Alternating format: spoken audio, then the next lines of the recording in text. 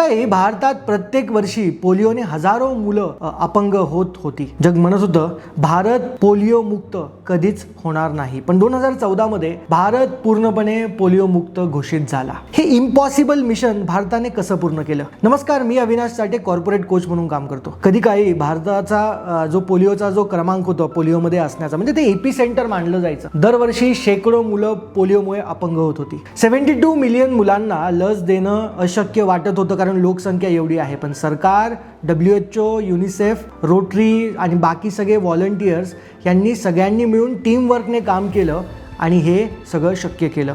2011 मध्ये भारतात पोलिओचा शेवटचा केस आढळला होता आणि 2014ला अखेर भारत पोलिओ मुक्त झाला. तुमच्या कंपनीमध्ये किंवा प्रोजेक्टमध्ये असं वाटतं का की हे मिशन खूप मोठं आहे, कधीच होणार नाही, अशक्य वाटतं? तर हे एक्झाम्पल फार इम्पॉर्टंट आहे. इम्पॉसिबल मिशन असून सुद्धा जर तुम्ही मोठ्या समस्येला छोट्या भागात जर विभागलं, स्थानिक पातळीवर लोकांना संबोधित केलं, कम्युनिटी इन्फ्लुएन्सर्सचा वापर केला, मेट्रिक्स ट्रॅक तयार केले आणि संपूर्ण टीमला जर एका ध्येयावरती अलाइन केलं, तर कुठलीही समस्या कोलॅबरेशन, टीमवर्क आणि क्लिअर कम्युनिकेशनने सहज शक्य होऊ शकते. तुमच्या टीमला कोलॅबरेशन, कोऑर्डिनेशन आणि मोठ्या प्रोजेक्ट्सवरती पूर्ण करण्यासाठी त्यांना जर हे स्किल शिकवायचे असतील तर ईमेल करा and let's have a training session for your team.